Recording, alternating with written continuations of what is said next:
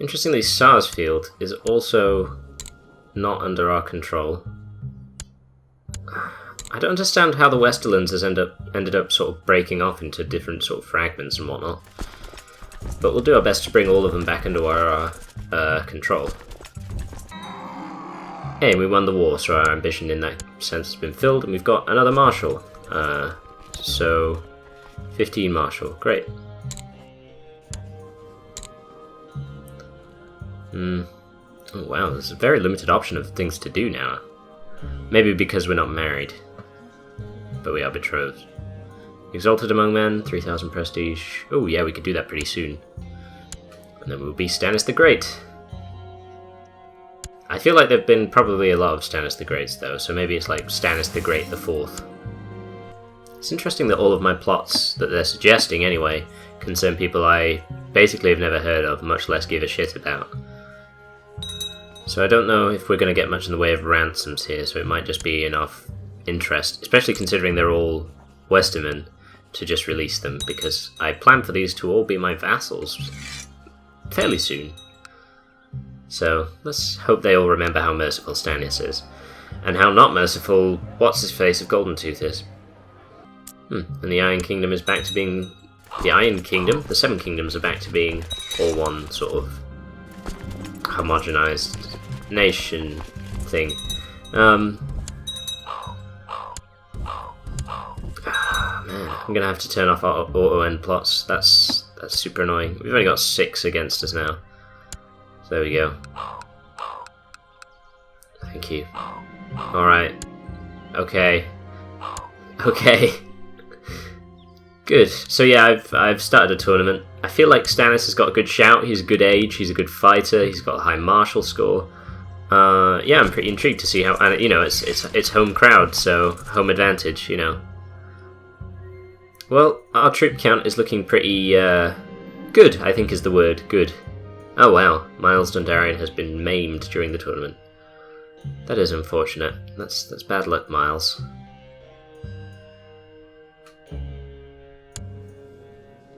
Oh, he doesn't actually control any territories. Never mind. What a surprise! Hugo is supporting an insurrection. I'm surprised he's gone this long without declaring war on someone, actually.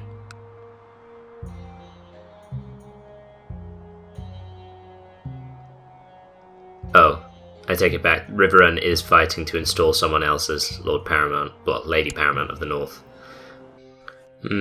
So we can claim a fair amount of territories, including Riverrun for someone else, but she wouldn't be our vassal then.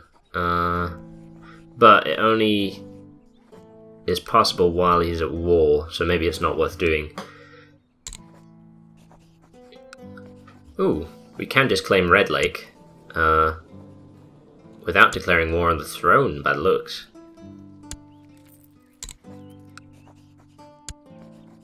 Which is useful. Oh, he's the Hand of the King, I hadn't realised. Oh, that's probably because he was behind that rebellion that put her on the throne, so yeah, that's not too surprising, I guess. It's such a easy place to encircle as well. There we go. That should do it. Oh, maybe wait off a sec, actually, because they have some morale. I think he's bought some sellswords, but... And we also don't want him just punching through the more fragile areas of our sort of, I don't know, our line. Wait, that was a Sir John Liddon, which is like Johnny Rotten's name, right? That's fun. Oh, he's also duelist. That's probably another point in his favour for the tournament. But we didn't get third. Oh. Oh. One of our relatives has died. Was he important? No. No, he wasn't. Still though, it's a shame. He also didn't cause trouble, so he's got that going for him. Okay, tournament's over. Everybody go home. Well, you don't have to go home, but you can't stay here. Hasn't really affected my troop count all that much. Maybe it's just about as high as it can get. Yeah, we're doing pretty well in that. So we've engaged them in Redwater Keep. Hopefully our reinforcements will be there. There we go. I was worried for a second. And, well, the predictable has happened, yeah. Oh, we seem to be at war with someone else. I'm not sure if I elected to make that happen, but okay. Ooh, 86% war score. That probably means that wiping out the rest of those troops will win us the war and we won't have to arse around trying to capture the territory. So that's good.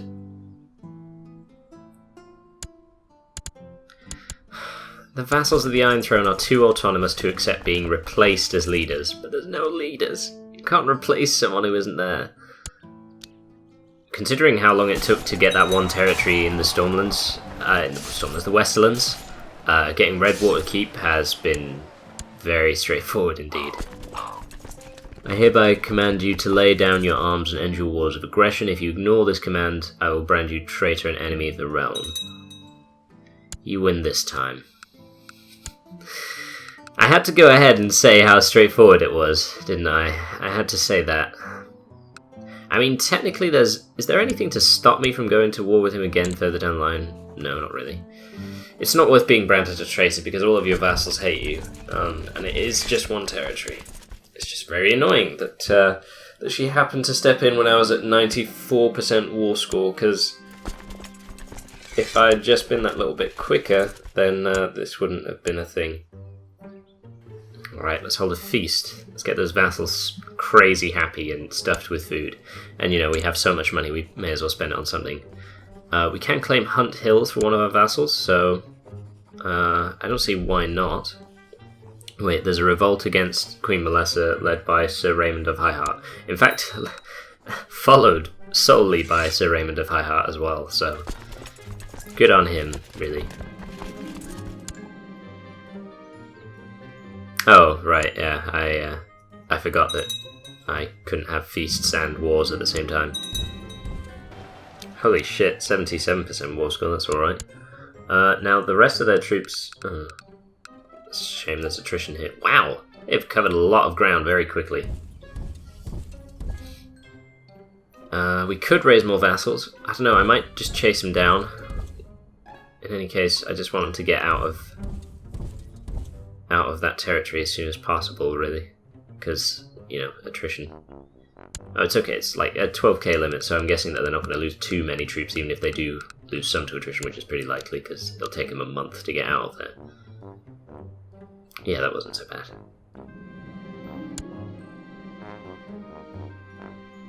God, they are just blazing a trail across the reach. That's very clever there.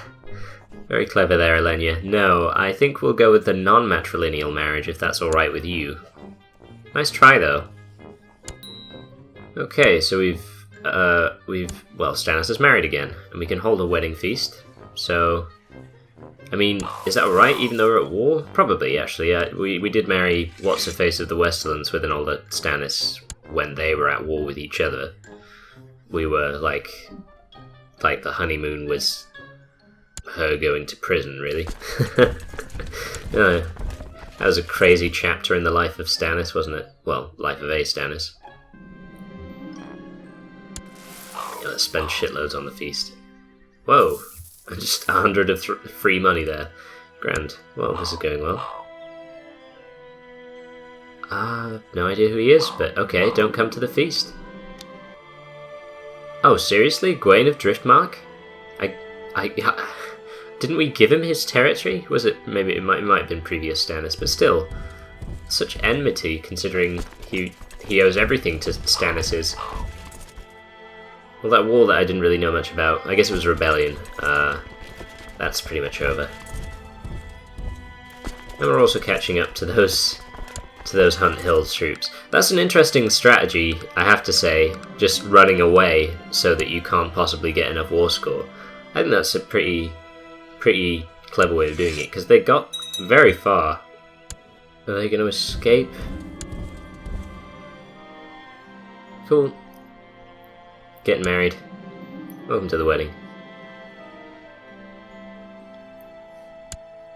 It's basically the same as a feast anyway, except now there's a good enough excuse that war can't stop it.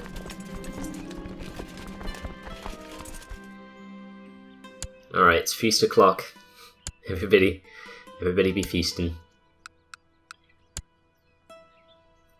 Really hoping that we can, well, I was going to say get Hunt Hills as a kind of wedding gift, but I guess it's really, you know, we've kind of gotten something that we wanted.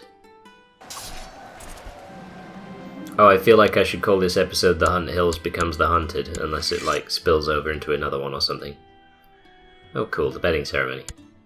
That's probably, like, another 3 pregnancies right there. And we've won Hunt Hills. Sorry, Loras Tyrell. It was kind of cool that a Tyrell was, you know, still around, but the Reach is mine now, so I don't really need you anymore. And he's gone to join the Night's Watch. The problem with all these small territories, you know, with just High Lords and Ladies, is that they all seem to be council members for the Iron Throne, members of the Small Council. So that makes it a bit awkward because it means that it's far more likely that we'll be asked to step down. Oh, cool. Entertaining entertainment. That's what Stannis is the Fourth is all about. When it says one more dance, does it mean like with Brian, or just generally? Cool, everybody had great fun. Oh, I just gained a shitload of prestige from this. That's cool. Oh my god, like 800 prestige. Alright, and Stannis the Fourth is now Stannis the Great the Fourth. And we need a new ambition. No, Valyrian swords is always tempting.